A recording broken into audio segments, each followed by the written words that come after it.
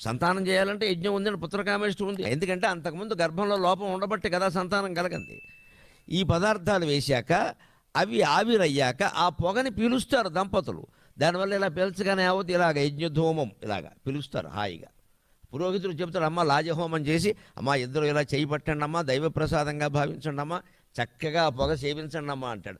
ఆ పొగ వాళ్ళ ముక్కులోకి వెళ్ళగానే లోపల 72,000 నాడుల్లోకి వెళ్ళి ఈ ఇల్లాలికి కానీ ఇంటాయనకి కానీ సంతానం కలగకపోవడానికి లోపల ఉండే లోపాలన్నీ యజ్ఞధూమం సరిచేస్తుంది. అందువల్ల సంతానం కలుగుతుంది.